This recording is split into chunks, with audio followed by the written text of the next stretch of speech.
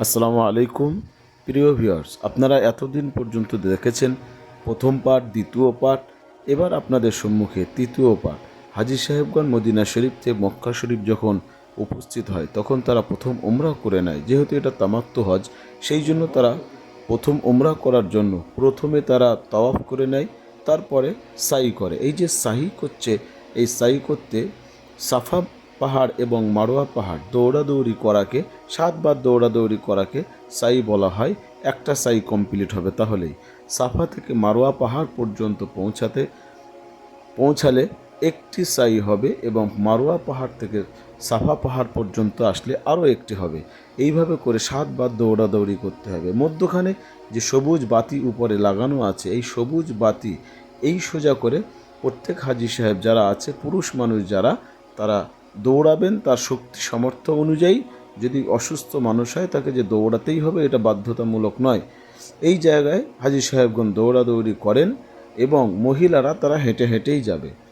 এই যে মধ্যখানে এই জায়গাটা যাওয়ার পরে তারা লম্বা দীর্ঘ কিছুক্ষণ গিয়ে তারপরে তাদের কাছে মারোয়া পাহাড় পড়ে, এবং এই মারোয়া পাহাড়ে পৌঁছানোর পরে হাজী সাহেবগণ একটি কমপ্লিট হবে, এবং একটি কমপ্লিট হলে তারপরে আবার সেখান থেকে আবার সাফা পাহাড়ের জন্য তারা আবার রওনা হবে। এইভাবে করে আমাদের হাজী সাহেবগণ এখানে সবাই সমবেত হয়ে নিচ্ছে। এইভাবে করে সমস্ত হাজী সাহেবকে একসঙ্গে ওমরা করানো এবং হজ পাক কমপ্লিট করানোটাই আমাদের দায়িত্ব ছিল। আমরা সেই কাজ সম্পূর্ণ করার চেষ্টা করি। তো হাজী সাহেবগণ সবাই একত্রিত হয়ে আবার তারা যাওয়ার জন্য দোয়া পড়তে পড়তে তারা সবাই আবার মারোয়া পাহাড়ের দিকে রওনা দেয়। এই এক অবিশ্বাস্য স্মরণীয় মুহূর্ত, যে মুহূর্তগুলো হাজী সাহেবগণ ভুলতে পারে না।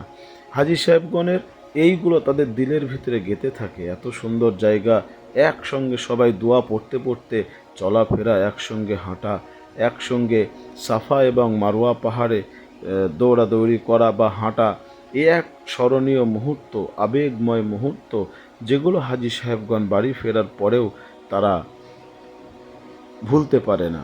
আবার আমরা মারোয়া পাহাড় থেকে ঘুরে আবার সাফা পাহাড়ের দিকে যাচ্ছি। আবার মধ্যখানে যে সবুজ বাতিটা পরে উপরে দেখতে পাচ্ছেন, এর নিচে এই তলাটা এই সোজাসুজি হাজী সাহেবগণ পুরুষ যারা আছে তারা একটু দৌড়ে দৌড়ে তারা পার হন, এবং মহিলা মানুষ যারা আছেন তারা হেঁটে হেঁটেই যান। খুব সুন্দর স্মরণীয় মুহূর্ত। এইবারে আমরা হাজী সাহেবদেরকে নিয়ে শুধু এখানে নয়, বিভিন্ন জায়গায় আমরা নিয়ে গিয়েছি, বিভিন্ন জায়গায় ঘোরানোর চেষ্টা করেছি। হাজী সাহেবগণ তারা গিয়েছে, তারা খুব আপ্লুত হয়ে তারা সমস্ত জায়গাগুলো দর্শন করেছেন। হাজী সাহেবগণ মহিলারা যারা অসুস্থ তাদেরকে সবাইকে আমরা চেষ্টা করেছি একসঙ্গে তাদেরকে কাজগুলো সম্পূর্ণ করানোর জন্য। আলহামদুলিল্লাহ, সমস্ত কাজ সম্পূর্ণভাবে কিভাবে হয় সেটাও আমরা দেখানোর চেষ্টা রাখব, এবং এরপরে আমরা মিনাতে যখন যাব সেটাও আপনাদেরকে দেখাবো। এই যে জায়গাটা আমরা এসে উপস্থিত হয়েছি, এটা হলো মারোয়া পাহাড়ের উপরে। মানে একই ভিডিও আপনাদেরকে দেখালাম, পরের ভিডিও, তারপরে আরও ভিডিও, বারবার ঘুরতে ঘুরতে ছোট্ট ছোট্ট করে একটু একটু করে ভিডিও করে আপনাদেরকে দেখানোর চেষ্টা করছি। এই যে মারোয়া পাহাড় দেখছেন, মারোয়া পাহাড়ের অবশিষ্ট পাহাড়ের মাথা এখনও পর্যন্ত এখানে আছে, ঠিক যেভাবে সাফা পাহাড় আছে। একটুখানি আপনাদেরকে দেখানোর চেষ্টা করব এই জায়গাতে, যে মারোয়া পাহাড়ের অবশিষ্ট কিছু মাথাটা এখান থেকে দেখা যাচ্ছে এখনও পর্যন্ত। এই যে মারোয়া পাহাড়, এখান থেকে নিচে পর্যন্ত পুরোটা পাহাড় আছে। এই নিচেটা পুরোটা পাহাড়, এবং এর উপরে 2তলা 3তলা 4তলা এইভাবে রয়েছে। সবাই যায় উপরে, যারা গাড়ি করে যারা যায়, হুইল চেয়ারে যারা যায় তারা উপরে যায়, এবং মধ্যিখানে যে লাইনটা আছে সাফা পাহাড়ে, 2 দিক দিয়ে হাজী সাহেবগণ হেঁটে হেঁটে দৌড়ে দৌড়ে তারা যাচ্ছেন, এবং মধ্যিখানে ওই জায়গাটা হাঁটার জায়গাটা হলো, ওই জায়গাটা হুইল চেয়ারে যায়। আমাদের পিএবিএস ইন্টারন্যাশনালের তরফ থেকে আমাদের হাজী আলমগীর সাহেব তিনি দেখিয়ে দিচ্ছেন কোন জায়গাটাকে কি বলা হয়, কোন জায়গা থেকে কোন কাজটা সম্পূর্ণ করলে ভালো হয়। এই দিক থেকে দেখাচ্ছেন কোনটাকে হাজেরা আসওয়াদ বলে, কোনটাকে মুলতাজিম বলে, কোন জায়গাটাকে মাকামে ইব্রাহিম বলে, কোন জায়গাটা ভিড় হয় বেশি, কোন জায়গাটায় ফাঁকা থাকে, কোন জায়গাটায় থাকলে ভালো হয়, সব কিছু বুঝিয়ে বুঝিয়ে দেওয়া হয়। হাজী সাহেবগণ সেগুলো খুশি হয়। এবং হাজি সাহেবদের সঙ্গে অনেক কথা বলে দেখলাম হাজি সাহেবগণ খুবই খুশি। তারা সমস্ত জায়গাগুলো, দর্শনীয় জায়গাগুলো দর্শন করছেন, দেখছেন এবং তার সঙ্গে ইবাদতও করছেন।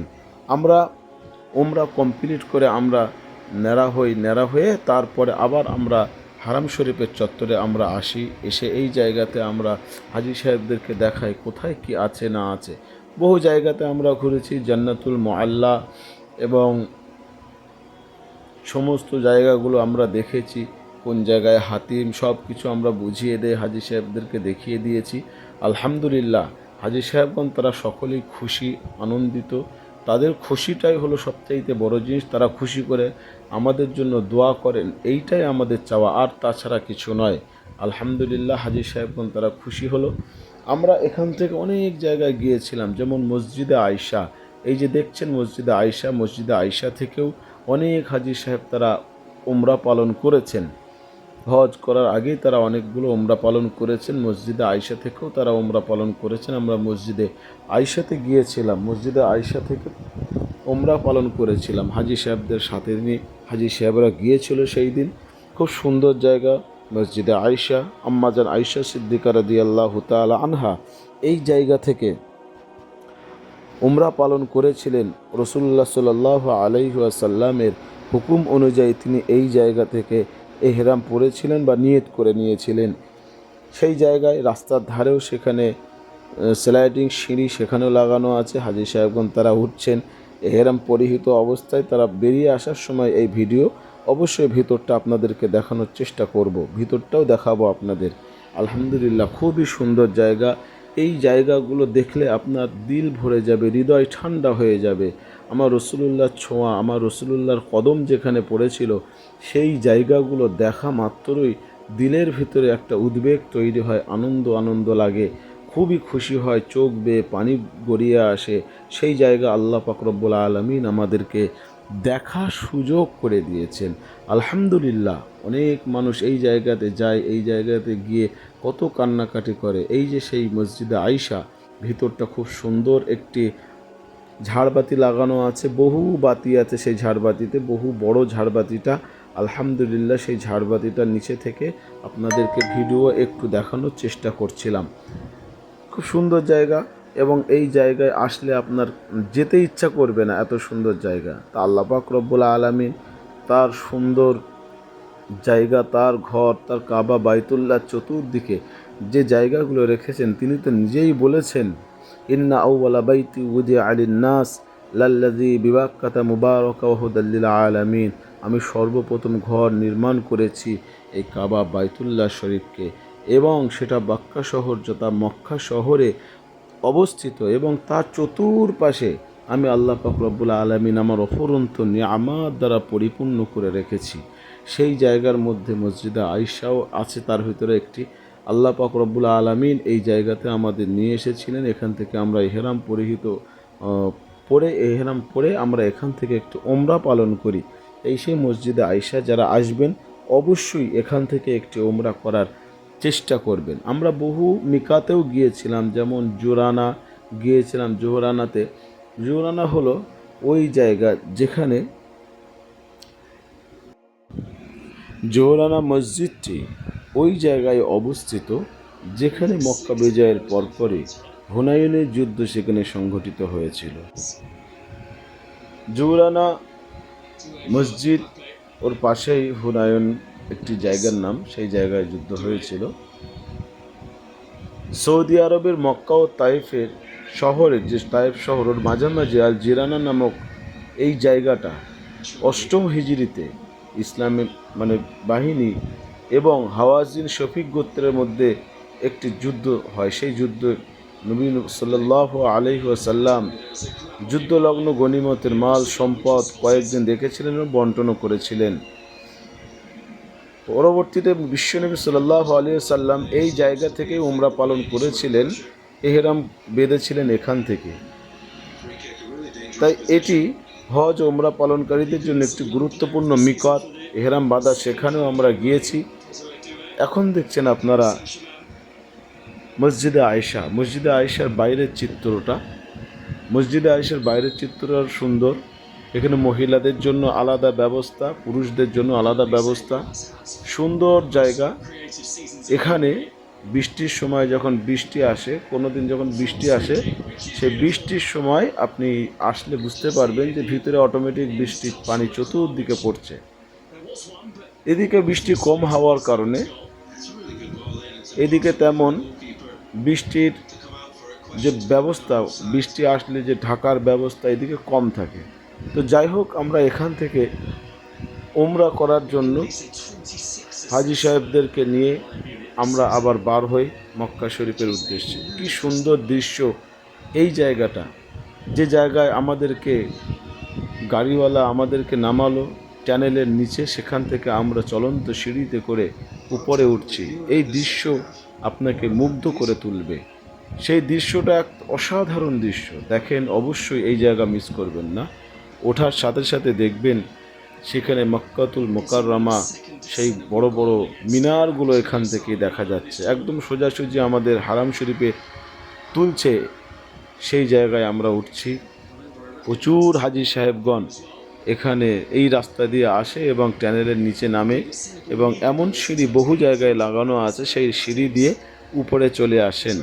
এবং এর সৌন্দর্য সম্পূর্ণ আলাদা। আপনি যখনই কাবা শরীফে যাবেন, সকালে যাবেন একরকম সৌন্দর্য, দুপুরে যাবেন একরকম, আসরের সময় যাবেন আর এক রকম, এবং মাগরিবের সময় যাবেন একরকম, রাত্রেবেলা আর এক রকম। এক এক সময় আপনার মনের ভিতরে এক এক রকমভাবে কাবা শরীফের চিত্রগুলো আপনার মনের ভিতরে গেঁথে থাকবে। এক এক সময় এক এক রকম দৃশ্য লাগে। সেই জন্য কাবা শরীফের চতুর্পাশের চিত্রটা আপনাদেরকে বেশি বেশি দেখানোর চেষ্টা করছি। এই জায়গায় আপনি আসবেন, প্রথমে যেখান থেকে তাওয়াফ করতে শুরু হয় হাজরে আসওয়াদ, এই হাজরে আসওয়াদ থেকে তাওয়াফ করতে শুরু হয়। হাজরে আসওয়াদ থেকে আপনাকে মাকামে ইব্রাহিম সহ হাতিমের পাশ দিয়ে আপনাকে ঘুরে ঘুরে এসে আপনাকে তিনটে কোণা পার করে, তিনটে কোণা লাস্টে ওই যে কোণাটা রুকনে ইয়ামিন, এই রুকনে ইয়ামিন থেকে আপনাকে নির্দিষ্ট একটি দোয়া বলা আছে। সেই দোয়াটা হলো রব্বানা আতিনা ফিদ দুনিয়া হাসানা ওয়াফিল আখিরাতি হাসানা ওয়াকিনা আযাবান নার। এই দোয়াটা পড়া, এই রুকনে ইয়ামিন থেকে হাজরে আসওয়াদ পর্যন্ত এই দোয়াটা পড়তে হয়। ওয়াদখিলনাল জান্নাতা মা'আল আবরার ইয়া আজিজ ইয়া গফফার ইয়া রব্বাল আলামিন। এই দোয়াটা আপনাকে পড়তে হবে, এই দোয়াটাই ওখানে পড়তে হবে। বাকি যে সময়টা আপনি পাবেন, বাকি সময়টা যে কোনো দোয়া পড়তে পারেন, যে কোনো হামদে বাড়ি তাআলা যা খুশি আপনি পড়তে পারেন, যে কোনো দোয়া, সূরা ফাতিহা থেকে শুরু করে দরুদ শরীফ যা কিছু পড়তে পারেন। তা আলহামদুলিল্লাহ, সেই সমস্ত জায়গাগুলো যারা হাজি সাহেব তারা গিয়েছে সেই জায়গায় জানেন যে কোন জায়গাটায় ইমাম সাহেব দাঁড়ায়, কোন জায়গা থেকে ইমাম সাহেবগণ নামাজ পড়ান, সেই সমস্ত জায়গাগুলো আমরা দেখানোর চেষ্টা করি। হাজি সাহেবগণ বসে আছেন, আমাদের হাজি সাহেবগণ যে জায়গাটা কিং আব্দুল আজিজ গেট, এই কিং আব্দুল আজিজ গেটের ডান সাইডে, কিং আব্দুল আজিজ গেটের ডান দিকে ওই ইমাম সাহেব দাঁড়ানোর জায়গা। এই ইমাম সাহেব এখান থেকে নামাজ পড়ান, এবং ইমাম সাহেবগণ তারা এই জায়গা থেকে, যারা মুয়াজ্জিন সাহেব আছেন তারা আজান দেন। এই জায়গাতে সুন্দর ব্যবস্থাও তাদের আছে। আমরা এখান থেকে উমরা পালন করে তাওয়াফ করে সাই করে আমরা একটু গিয়েছিলাম ক্লক টাওয়ারে। ক্লক টাওয়ারে সেখানেও খুব সুন্দর অনেক লিফট সেখানে আছে। ওই লিফটে করে হাইড্রোজেন যে লিফটগুলো আছে, বড় বড় লিফট, এবং খুব দ্রুত গতিতে যে লিফটগুলো উপরের দিকে ওঠে বা না ওঠানামা করে, সেই সমস্ত লিফটের সামনে গেলাম, গিয়ে সেখান থেকে একটি ছোট্ট ফুটেজ আপনাদেরকে দেখানোর চেষ্টা করলাম। আপনি দেখতেই পাবেন ওই দিকে 10টা আছে, এই দিকে 10টা আছে, বড় বড় লিফট। এর ভিতরে প্রচুর মানুষ যেতে পারবে একসঙ্গে, অন্তত 20 জন 30 জন যেতে পারবে, এত বড় বড় লিফট আছে এখানে।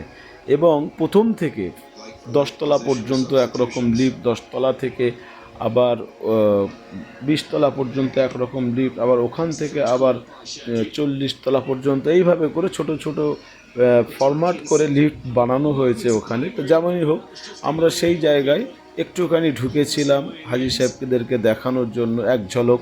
সেই জায়গায় যারা আমরা গিয়েছি আলহামদুলিল্লাহ, সেখানকার সৌন্দর্য তো বলার মতো নয়। আপনারা দেখতেই পাচ্ছেন কত সুন্দর জায়গা সেই জায়গাটা। তা সেখান থেকে আমরা মিনা শরীফে গেলাম। মিনা শরীফে যাওয়ার পরে মিনা শরীফে গিয়ে আমরা প্রথমে আমরা গিয়ে দেখে আসলাম তাঁবুটা কোন জায়গায় তাঁবু আমাদেরকে থাকতে হবে। তাঁবু নাম্বার ওয়াইজ সেই তাঁবুতে যাওয়ার চেষ্টা করেছি, সেই তাঁবু দেখে এসেছি। হাজি সাহেবদেরকে বলতে পারবো যে আমরা অমুক জায়গাতে থাকি, এমন জায়গাতে থাকি, তাদের লোকেশনগুলো ভালো করে আমরা বুঝিয়েও দিতে পারবো। সেই জন্য আমরা প্রথমে মিনা শরীফে আমরা যাওয়ার চেষ্টা করেছিলাম। আমরা এখান থেকে নিচে নেমে তারপরের দিন আমরা মিনা শরীফে গেলাম। মিনা শরীফে প্রচুর যে তাঁবু করা আছে, সমস্ত তাঁবুগুলো সাদা রঙের তাঁবু। এক তো এহরাম সাদা, তার উপরে আমরা সব তাঁবুগুলো সব সাদা, একই রঙের সাদা তাঁবু। এখানে আমাদের আব্দুল মান্নান মিয়া, তিনিও আমার সঙ্গে মিনা তাঁবু পরিদর্শনের জন্য গিয়েছিলেন। আলহামদুলিল্লাহ, আপনি এত তাঁবু দেখলে আপনি অবাক হয়ে যাবেন যে সেখানে লক্ষাধিক তাঁবু সেখানে রয়েছে। সেই তাঁবুগুলো দেখতে দেখতে অনেক সময় চলে যায়। দূরে দুইটা মিনার দেখা যাচ্ছে, ওই মিনারগুলো হলো কাতারি মসজিদ। ওই কাতারি মসজিদের পাশেই হলো আমাদের তাঁবু 31 নম্বর খেমা। ওই 31 নম্বর খেমায় আমরা থাকবো যে কটা দিন, হজের 5টা দিন ওইখানে আমাদের জায়গা, ওখানে আমাদেরকে থাকতে হবে। তা মিনা ওই কটা দিন থাকতে হবে। এই তাঁবুগুলো আপনারা যে দেখছেন, এই তাঁবুর উপরে বড় বড় পোস্টার লাগানো আছে। যারা নতুন হাজি হজে যাবেন অবশ্যই এই তাঁবুটার দিকে লক্ষ্য রাখবেন। ওই সাদা রং, হ্যাঁ, একই রকমের তাঁবু, এইসব দেখার দরকার নেই। আপনি কোন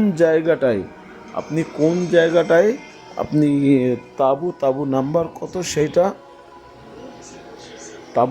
কত সেইটা আপনি খেয়াল করলে বুঝতে পারবেন যে আপনি কোন জায়গায় আপনাকে পৌঁছতে হবে। আর অবশ্যই তাঁবুতে প্রবেশ করার পরে একটি কারেন্ট লোকেশান, তাঁবুর যে ওই কারেন্ট লোকেশানটা অবশ্যই কাউকে হোয়াটসঅ্যাপ হোক, যে কোনো একটা মেসেজ করে সেন্ড করে রাখবেন। যখনই কোথাও হারিয়ে যাবেন, তাঁবুর ওই কারেন্ট লোকেশান অনুযায়ী আপনি আবার আপনার কাছে পৌঁছে যাবেন। এই যে দেখছেন বড় বড় খাম্বা খাটানো আছে, সবুজ রঙের, কোনোটা হলুদ রঙের, কোনোটা লাল রঙের।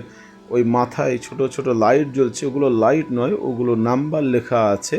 এখনও কোনো হাজি প্রবেশ করেনি, সেই জন্য আপনাদেরকে দেখানোর চেষ্টা করছি। ওখানে লেখায় আছে খুব সুন্দর করে 34/31 বা 31/4, 4/6 এরকম করে লেখা থাকে। আপনার ওই খাম্বা নাম্বার এবং আপনার তাঁবু নাম্বার যদি মনে থাকে, কাউকে বলবেন, সবাই তারা দেখিয়ে দেবে। ওখানে সবাই খুঁজে পায় না, যারা খুঁজে পাবে তাদের ভিতরে হলো এক শ্রেণীর পোশাক পরে তারা ওখানে ঘোরাফেরা করে, যাদেরকে খাদিম বলা হয়। ওই খাদিমদেরকে দিলে তারা আপনার তাঁবু নাম্বার অনুযায়ী, আপনার খাম্বা নাম্বার অনুযায়ী আপনাকে জায়গা দেখিয়ে দেবে। তাঁবুগুলো দেখছেন খুবই সুন্দর তাঁবুগুলো। এই এক একটা তাঁবু, মানে তাঁবু বলতে এই এক একটা খেমা নাম্বার অনুযায়ী আপনার সেখানে থাকতে হবে। এবং এক একটি খেমা, মানে 31 নম্বর মোয়াল্লেমের আন্ডারে একটি তাঁবুর দায়িত্বে থাকে, যিনি 4 থেকে 5 হাজার হাজি সাহেব এক একটা তাঁবুরেতে থাকে, এক একজন মোয়াল্লেমের আন্ডারে। এবং প্রত্যেকটা তাঁবুতে যাওয়ার জন্য 2-3 রকমের রাস্তা সেখানে আছে, 2-3 রকমের গেট সেখানে আছে। আপনি যেইটা এখতিয়ার করতে পারেন সুবিধা মতো, সেইটা আপনি এখতিয়ার করতে পারবেন। আমরা কাতারি মসজিদ যেটা, তার পাশে আমরা এসেই গেছি, সেখানে আপনাদেরকে দেখাবো। তাঁবুগুলো এসি লাগানো, প্রত্যেকটা তাঁবু এসি লাগানো এবং সুন্দর সোফা কাম বেড করা। এই যে একটা আপনাদেরকে দেখছেন সামনে, এই খাম্বাটার পাশ দিয়ে আমি যাচ্ছি, এমন খাম্বাগুলো লাগানো আছে। দেখেন কাতারি মসজিদ, এটাও সুন্দর মসজিদ, এখানেও নামাজ হয়। এখানেও প্রত্যেক দিন হজের 5টা দিন মাগরিবের থেকে এশা পর্যন্ত খুতবা পাঠ হয়, বক্তৃতা হয় মানুষকে দিনী শিক্ষার জন্য। সেখানে প্রচুর মানুষ আসে, শোনার পরে আবার চলে যায়। যেহেতু এখানে তাঁবুতেই আপনাকে নামাজ কালাম পড়তে হবে, তাঁবুতেই ইবাদত করাটা উত্তম, সেই জন্য হাজি সাহেবগণ বাইরে নয়, তাঁবুতে অনেকে জমাত করে থাকেন, জমাতে নামাজ আদায় করে থাকেন। আর আপনি সবচেয়ে বড় জিনিস, যখন আপনি পৌঁছাবেন এই জায়গাতে, ঘাবড়ানোর কোনো দরকার নেই, ঘাবড়ালেই সমস্যা। আপনাকে মনে করতে হবে অবশ্যই আমি সমস্ত কাজগুলো পারবো ইনশাআল্লাহ। আল্লাহ চাইলে অবশ্যই আমি সমস্ত কাজগুলো সহিভাবে আঞ্জাম দিতে পারবো। আমাদের তাঁবুটা একদম কাতারি মসজিদের পাশাপাশি, একটুখানি ওই পিছনে উঁচুর দিকে একটু আমাদের তাঁবু, 31 নম্বর খাম্বা। সেই 31 নম্বর খাম্বা দেখেন সবাই এখানে দাঁড়িয়ে আছে। সমস্ত যারা কর্মচারী তাদেরকে বুঝিয়ে দেওয়া হচ্ছে সব জায়গাতে কিভাবে কাজ করবে, কিভাবে মানুষের সঙ্গে সেবা করতে গেলে কিভাবে ব্যবহার করতে হবে। রাত যখন হয়ে যায় মিনা শরীফে দৃশ্য তখন পরিবর্তন হয়ে যায়। রাত হয়ে গেলে আর এক রকম দৃশ্য। অবশ্যই যারা নতুন যাবেন এই ভিডিও দেখবেন, বেশি বেশি করে এই ভিডিও দেখবেন। রাতের বেলা আপনি কিভাবে সেখানে ঘোরাফেরা করবেন, কিভাবে থাকবেন। রাতের বেলাতেও কিন্তু সেখানে সৌন্দর্য করে সেখানে লাইট খাটানো, এবং সে মনে হবে যে আপনার এই এক অন্য দৃশ্য সেই জায়গায় আমরা দেখছি। প্রচুর পরিমাণে পুলিশ মোতায়েন থাকে এই জায়গাতে, কোনো হাজি সাহেব যেন এদিক ওদিক রাস্তা না হয়ে যায়। তারপরে সমস্ত পুলিশগুলো তারা আপনাদেরকে দেখিয়ে দেবে কোন রাস্তা থেকে কিভাবে তারা যাবে, কোন রাস্তায় কখন কিভাবে কোন কাজটা কোন দিক দিয়ে করলে ভালো হবে। পুলিশ আপনাদের সব ডিরেকশন বলে দেবে, আপনি একদম ঘাবড়ে যাবেন না। তাঁবুর ভিতরে যখন পৌঁছে যাবেন দেখবেন বহু মানুষ তারা একই রকমভাবে তাঁবুতে আছে, বা তাঁবুতে বিভিন্ন রকমভাবে তারা হাজি সাহেবদের সঙ্গে ব্যবহার করছে, বিভিন্ন রকমভাবে হাজি সাহেবদের সঙ্গে কথাবার্তা বলছেন। আমরা মিনা শরীফে যাওয়ার আগে আমরা হাজি সাহেবদেরকে নিয়ে ছোট্ট একটি মিটিং ডাকি, এবং সেই মিটিংয়ে আমরা ট্রেনিং দেওয়ার চেষ্টা করি যে কিভাবে হাজি সাহেবগণ 5টা দিন কাটাবেন। আমরা এখান থেকে হাজারো ট্রেনিং নেওয়ার পরে মদিনা শরীফ, মক্কা শরীফে ঘুরে যখন আপনি মিনা তাঁবুতে যাবেন তখন কিন্তু আর মনে থাকবে না পিছনের কথা, এবং যত ট্রেনিং আপনি নিয়েছিলেন সমস্ত ট্রেনিং ভুলে যেতে পারেন। সেই জন্য মিনা তাঁবুতে যাওয়ার আগের দিন আমরা হাজি সাহেবদেরকে এক জায়গায় ডেকে এক জায়গায় বসিয়ে, যেমন আমরা এখানে 404 নম্বর বিল্ডিংয়ে আমরা ট্রেনিং দিচ্ছি, ঠিক সেইভাবে 306 বিভিন্ন বিল্ডিংয়ে আমরা ট্রেনিং দিয়েছি। আমাদের যত হাজি সাহেব আছে, আমাদের পরিচিত মানুষ যারা আছে, এবং যারা আমাদের সঙ্গে হজ ওমরাগুলো করতে চায়, আমাদের সঙ্গে থাকতে চায়, তাদেরকে নিয়ে আমরা ট্রেনিংয়ের ব্যবস্থা করি।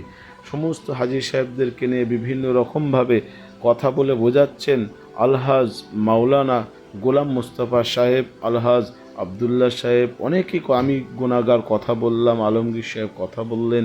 প্রচুর হাজি সাহেবগণ সেই সমস্ত ট্রেনিং পেয়ে অবশ্যই তারা খুশি, এবং তারা এই ট্রেনিং পাওয়ার পরে তারা সবাই সুন্দর করে হজটা কমপ্লিট করতে পেরেছেন। তারপরে হাজি সাহেবদেরকে বাস চলে এসেছে। বাস আসার পরে আমরা লাইন দিয়ে এক একজন হাজি সাহেবদেরকে আমরা তুলছি। কোনো হাজি সাহেব যেন একটা এড়িয়ে না যায়।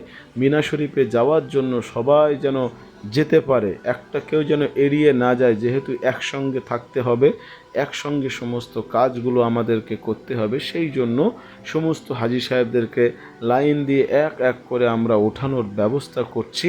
সমস্ত হাজি সাহেবগণ, হুজ্জাজ একরাম, তারা সব লাইন দিয়ে সব উঠেছেন। আমরা মিনা শরীফে চলে আসলাম। মিনা শরীফে এসে হাজি সাহেবগণ কেউ চা খাচ্ছেন, কেউ বিস্কুট খাচ্ছেন, কেউ আইসক্রিম খাচ্ছেন, কেউ টিফিন করছেন।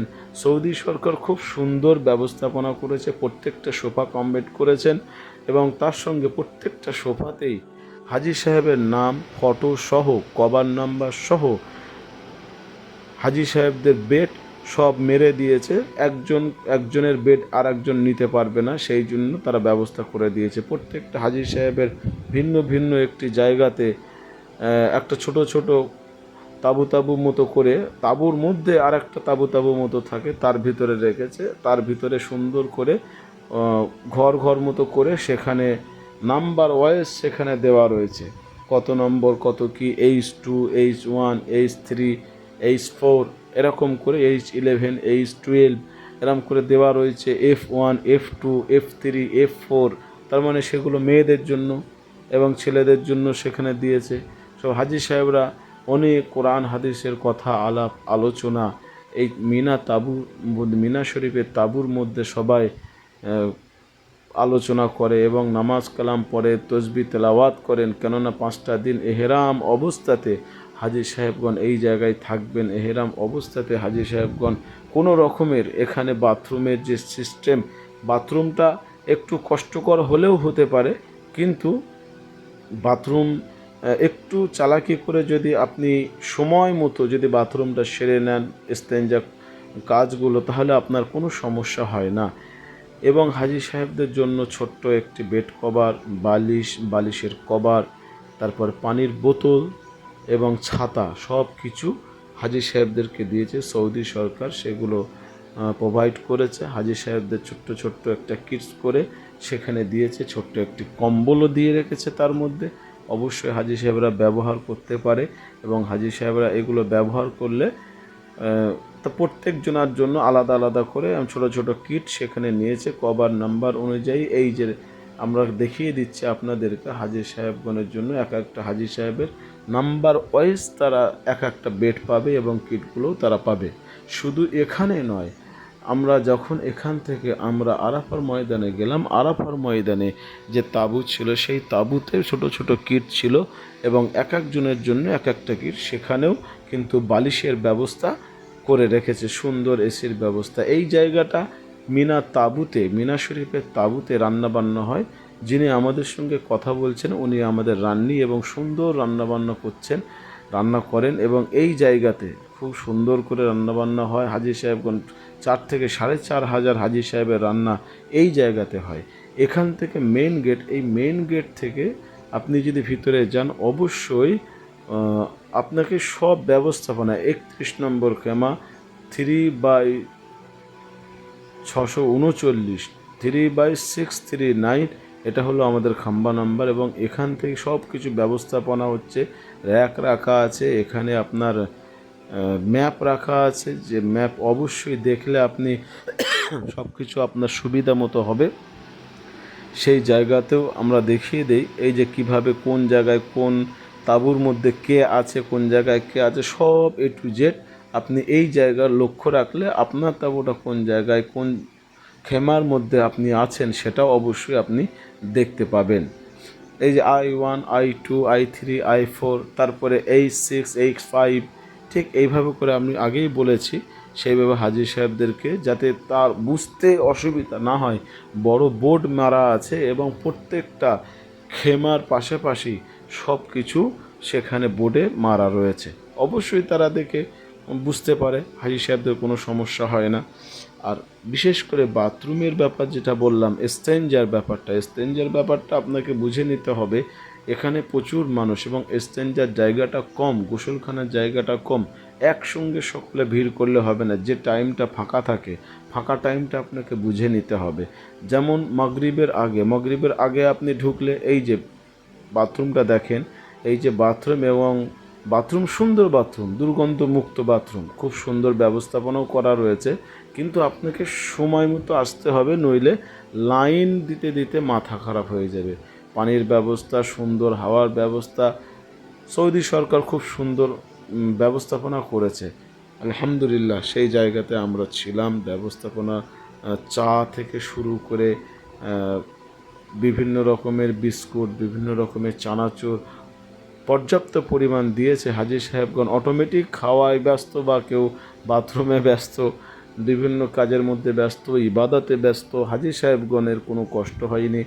এবছরে হজটা খুবই সুন্দর হয়েছে। দেখেন লাইন দিয়ে দাঁড়িয়ে আছে বাথরুমগুলো, খুব বেশিক্ষণ দাঁড়াতে হয় তা নয়, 10 মিনিট দাঁড়ালেই অবশ্যই লাইন পেয়ে যাবেন। তবে হ্যাঁ, বুদ্ধিমত্তার কাজ হলো ফ্রি টাইম, যে সময়টা মানুষ ফ্রি থাকে, সবাই নিজের কাজে ব্যস্ত থাকে বা রুমের ভিতরে থাকে, খাইমার মধ্যে যখন থাকে, ঠিক সেই সময়টা আপনাকে এসে অজু ইস্তেঞ্জা করে নিতে হবে। দেখতে পাবেন সেখানে গিয়ে প্রচুর হেলিকপ্টার, 4-5টা হেলিকপ্টার অটোমেটিক ঘুরে হাজি সাহেবদের পরিষেবা দেওয়ার জন্য। যেহেতু হাজি সাহেবগণ মিনায় উপস্থিত হয়ে গেছে, তো হাজি সাহেবদের বিভিন্ন জায়গায় জটলা পাকতে পারে, বিভিন্ন জায়গায় হাজি সাহেবরা জড়ো হয়ে যেতে পারে। হ্যাঁ, গরমের সময়, প্রচণ্ড গরমের সময়, রৌদ্রের সময় 10টা থেকে 2টা পর্যন্ত হাজি সাহেবদেরকে বার হতে দেয় না সৌদি সরকার। সেই জন্য সেখানে গেটে তালাও মেরে দেয়, গেটম্যান থাকে, ইমার্জেন্সি না হলে আপনাকে বাইরে বেরোতে দেবে না। বার হতে গেলে আপনাকে সকালবেলা সকালবেলা বার হতে হবে 9টা 10টার মধ্যে, কিন্তু আপনি যখনই 10টা পার হয়ে যাবে তারপরে 2টা পর্যন্ত আপনাদের খেমা থেকে বাইরে বেরোতে দেবে না, তাঁবু থেকে।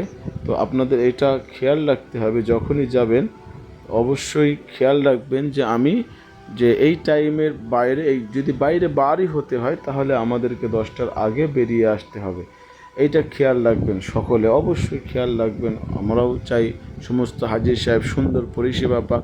তো হাজি সাহেবগণ তারা সকলে এই মিনা তাঁবুতে ছিলেন 4 দিন 5 দিন। হাজি সাহেবগণ ছিলেন এখানে মিনা তাঁবুতে, কারোর কোনো অসুবিধা হয়নি আলহামদুলিল্লাহ। সেখান থেকে আমাদের গাড়ি আসলো, বাস আসলো আমাদেরকে আরাফার ময়দানে নিয়ে যাওয়ার জন্য। আরাফার ময়দানের বাস আমরা চড়লাম। বাসে চড়ে হাজি সাহেবগণ সব লম্বা লাইন দিয়ে দিয়ে তারা খেমা নাম্বার অনুযায়ী তারা ডেকে ডেকে আমাদেরকে নিয়ে গেল যাতে কোনো অসুবিধা না হয়।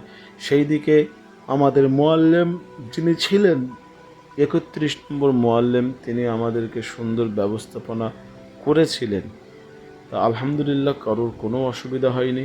সেখানে আরাফার ময়দানে উপস্থিত হয়ে অবাক হয়ে যাবেন যে আরাফার ময়দানে হাজি সাহেবগণ সেখানে কত কষ্টের মধ্যে থাকতেন, আজ কত আরামের দিন হয়ে গেছে, আজকের কত আরামের ভিতরে হাজি সাহেবগণ আছেন। সেখানে সুন্দর তাঁবু করে দিয়েছে, এসি লাগানো আছে। হাজি সাহেবগণ আমাদেরকে নিয়ে গেল মোয়াল্লেম সাহেব তখন ফজরের আগে আগে। আমরা রাত্রে ঘুমাতে পারিনি, তো ফজরের আগে আমরা পৌঁছে গেলাম, কেউ না ঘুমিয়ে ফজরের নামাজ পড়ে নিলাম।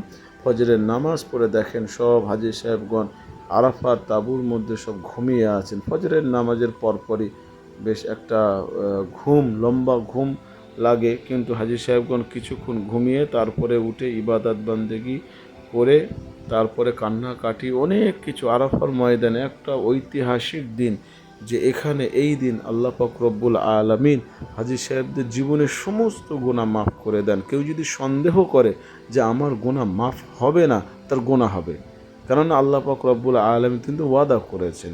এবং হাজি সাহেবদের খেদমতের জন্য সৌদি আরবের বাসিন্দারা তারা হাজি সাহেবদের কি খাওয়ালে ভালো হয়, হাজি সাহেবরা কি দিলে হাজি সাহেবগণ খুশি হয়, প্রচুর পরিমাণে মালটা যে লেবু, প্রচুর পরিমাণে লক্ষ লক্ষ টন সেখানে লেবুর তারা বিলি করেছে। প্রচুর পরিমাণে জুস, ফলের রস, বিভিন্ন রকমের ফল মূল, এটা ওটা, হ্যাঁ, সব দিয়ে দামি দামি জিনিস, সব লাইন দিয়ে সবাই দাঁড়িয়ে আছে শুধু হাজি সাহেবদেরকে দেওয়ার জন্য। এবং হাজি সাহেবগণকে তারা খেদমত করতে পেরে, হাজি সাহেবদের খেদমত করতে পেরে তারা খুশি, ভীষণ খুশি। তারা খুশিতে বাগে বাগ, এবং হাজি সাহেবদের কাছে শুধু দোয়া চাইছে। দেখছেন নিচে অবস্থাটা কি হয়েছে, এত পরিমাণে হাজি সাহেবদের সেখানে সামানপত্র এবং হাজি সাহেবদের খাদ্য খাবার সেখানে দিয়েছে। এবং হাজি সাহেব যার কাছে ছাতা নাই, তারা এসে একটা ছাতা, নতুন ছাতা এনে তাদের খাটিয়ে তাদের মাথায় ধরিয়ে দিচ্ছে যে হাজি সাহেব নিয়ে যান, এটা এত রৌদ্রের মধ্যে 48-50 ডিগ্রি সেলসিয়াস তাপমাত্রা, সেখানে নিয়ে যান। দেখেন কিভাবে একটা দোকান এইভাবে মানুষ দেয় না, কিন্তু তারা ঠান্ডা পানির ফোয়ারার ব্যবস্থা হাতে, এক হাতে রেখেছে এবং এক হাতে জুস, যে জুসগুলো খুব সুন্দর এবং তৃপ্তি লাগবে সেরকম জুস দিয়ে সব নিয়ে বিলি করছে। আপনি কত নেবেন, আপনাকে তারা, আপনি যতটা নিতে পারবেন ততটা নেন, কোনো সমস্যা নাই। প্রত্যেকটা হাজি সাহেবকে তারা দিচ্ছে, নিলেই খুশি। যে আপনি যদি না নেন তাদের মনটা খারাপ হয়ে যায়, নিলেই খুশি, এরকম অবস্থা। আমার হাতে জায়গা নাই, তারপরেও তারা আমার হাতে আঙুলে আঙুলে গুঁজে দিচ্ছে। তারপরে আপনাকে অটোমেটিক আপনার কাছে আসছে, কি নেবেন আপনি, কি খেতে চাইবেন আপনি, খেলেই ওরা খুশি। তারা এত খুশি, শুধু মানে অবাক হয়ে যাবেন যে কত টাকা যে ওই দিন সৌদির শুধু গভর্নমেন্ট নয়, সাধারণ মানুষ যারা আছে তারা পর্যন্ত একদম পাগল হয়ে যায় হাজি সাহেবদের পিছনে খেদমত করতে, অর্থ ব্যয় করার জন্য। আমরা এই দেখতে দেখতে দেখতে দেখতে আমরা জাবলে রহমত পাহাড়ের দিকে গেলাম। হাজী সাহেব কিছু আমার সঙ্গে ছিল, তারাও আমার সঙ্গে গিয়েছিল। সেখানে গিয়ে চোখের পানি রাখতে পারবেন না, এত সুন্দর সেখানে পরিবেশ, এবং লক্ষ লক্ষ হাজী সাহেব সেখানে কাঁদছে। আর এই প্রচণ্ড পরিমাণে তাপ উপেক্ষা করে হাজী সাহেবগণ তাঁবুর ভেতরেও তো থাকতে পারতেন আরামের মধ্যে, কিন্তু লক্ষ লক্ষ হাজী সাহেবগণ তারা আরাফার ময়দানে উপস্থিত হয়েছেন একমাত্র আল্লাহ পাকের কাছে দোয়া চাওয়ার জন্য। লক্ষ লক্ষ হাজী সাহেব পাহাড়ের উপরে, পুলিশ উঠতে দেয় না, তারপরেও সেই পাহাড়ের উপরে কত হাজার হাজার হাজী সাহেব গিয়ে উঠে বসে আছে, পুলিশ সেখানে কিছুই বলে না। একটা পুলিশের হাতেও আপনি লাঠি পর্যন্ত দেখাতে পারবেন না যে তাদের হাতে লাঠি আছে। আল্লাহর কি কুদরত! এই দিনগুলো কখনো ভোলার নয়, বিশেষ করে যে সমস্ত হাজী সাহেবগণ গিয়েছেন ওই জায়গাতে। আল্লাহর কি রহমতের দিন, কি বরকতের দিন! আল্লাহ পাক রব্বুল আলামিন এই দিন হাজী সাহেবদের জীবনের সমস্ত গুনাহকে মাফ করে দেন। দেখেন, যত পুলিশ আছে, কোনো পুলিশের হাতে কিন্তু লাঠি নাই, তাদের হাতে শুধু আছে একটা পানির স্প্রে, যে স্প্রেগুলো হাজী সাহেবদের দিকে মারছেন যাতে করে হাজী সাহেবরা ঠান্ডা হয়, মুখটা ভালো লাগে। এবং এই সমস্ত পাখাগুলো নতুন করে খাটিয়েছে যেখান থেকে অটোমেটিক পানির স্প্রে আসছে, এবং পুলিশগণ দেখিয়ে দিচ্ছে যে কোন জায়গাতে আপনারা গেলে ভালো হবে। এখানে এসে বসারও জায়গা আছে, সুন্দর সুব্যবস্থাও আছে, এবং এখান থেকে চতুর্দিকে দেখবেন। আগে তো এখানে গাছ টাছ কিছুই ছিল না, এখন প্রচুর গাছ হয়েছে, সুন্দর ছায়ার ব্যবস্থা হয়েছে। তারপর হাজী সাহেবদের জন্য সুন্দর তাঁবুর ব্যবস্থা হয়েছে, এসির ব্যবস্থা হয়েছে। আগে তো এমন কিছু ছিল না, শুধু একটা ছাউনি দিয়ে। তাই সেই জাবলে রহমত পাহাড়, যে পাহাড়ে হযরত আদম আলাইহিস সালামের লাকজাসটাকে আল্লাহ পাক রব্বুল আলামিন ক্ষমা করে দিয়েছিলেন, যেখানে যে পাহাড়ের উপরে দাঁড়িয়ে আদম আলাইহিস সালাম আমার হুজুর পাকের ওসিলা দিয়ে দোয়া চেয়েছিলেন, এই পাহাড়ে হুজুর পাক সাল্লাল্লাহু আলাইহি ওয়াসাল্লামের ওসিলাতে আদম আলাইহিস সালামের লজ্জাসটি আল্লাহ পাক রব্বুল আলামিন ক্ষমা করে দিয়েছিলেন। সেই জাবলে রহমত পাহাড় দেখেন, হাজার হাজার হাজী সাহেব সেই পাহাড়ের উপরে দাঁড়িয়ে অঝোর নয়নে কেঁদে জার হয়ে যাচ্ছে। সেই জায়গাতে একবার আসবেন, হজের সময় আসলে আপনি বুঝতে পারবেন যে আল্লাহ পাক রব্বুল আলামিন এত গরমের মাঝেও আল্লাহ পাক তার রহমতের দুয়ার খুলে দিয়েছেন। তার রহমতের দৃষ্টি দিয়ে তার বান্দাদের দিকে তাকিয়ে তাকিয়ে বলতে থাকেন যে আজকের কে আছো আমার কাছে চাইবে, আমি আল্লাহ পাক তার চাওয়া পাওয়াকে পূরণ করব। কে আছো আমার কাছে গুনার ক্ষমা চাইবে, আমি আল্লাহ তার গুনাহগুলো ক্ষমা করে নিষ্পাপ মাসুম করে দেব। কে আছো আজকের দিনে দোয়া করবে আমার কাছে, তোমার যা চাওয়া পাওয়া আছে আমার কাছে চাও, আমি আল্লাহ তোমাকে সব ক্ষমা করে দেব, সব চাওয়া পাওয়া মিটাবো। আজকের দিনে কত লক্ষ লক্ষ হাজী সাহেবগণ এখানে আসেন, অঝোর নয়নে কেঁদে জার হয়ে যায়। আল্লাহ পাক রব্বুল আলামিনের কুদরত, সেই জায়গাতে আসলে আপনি চোখের পানি ধরে রাখতে পারবেন না। আদম আলাইহিস সালামের কথা মনে পড়বে, এখানে আসলে আপনার রসুলের কথা মনে পড়বে, এখানে আসলেই অবশ্যই আপনার মনে পড়বে নিজের গুনার কথা, যে আল্লাহ পাক রব্বুল আলামিন আজকের আমাদের গুনাহগুলো ক্ষমা করবে। যে এখানে আল্লাহ পাকের কী কুদরত, কী দয়া, কী মেহেরবানি, কিছুই নাই। একটা পাহাড় এবং প্রচণ্ড পরিমাণে গরম এই জায়গা, তারপরেই দেখেন লক্ষ লক্ষ হাজী সাহেবগণ এখানে এসে পড়ে আছে। তাঁবুর ভেতরে থাকার পরেও হাজী সাহেবগণ এখানে আসেন। তো যাই হোক, এই পর্যন্ত এই ভিডিও আমরা দেখানোর চেষ্টা করেছি। ইনশাআল্লাহ আবার চতুর্থ পার্টে যে ভিডিও আসবে আপনাদেরকে, এরপরে মুজদালিফা, তারপরে আমরা জমরায় কাঁকর মেরেছিলাম সেটাও দেখাবো, তারপরে তায়েফ দেখাবো, তারপরে জোরানা দেখাবো, জেদ্দা দেখাবো। সেই সমস্ত জায়গাগুলো আরও সুন্দর সুন্দরভাবে আসছে। অবশ্যই আমাদের সাথে থাকবেন, আমাদের সঙ্গে থেকে সাবস্ক্রাইব, লাইক, কমেন্ট, শেয়ার সব কিছু করবেন, আমাদের সঙ্গে জুড়ে থাকুন। আলহামদুলিল্লাহ, আপনার ভালো লাগার মতো আমরা আরও ভিডিও আপনাদেরকে দেব। আমাদের জন্য দোয়া করবেন।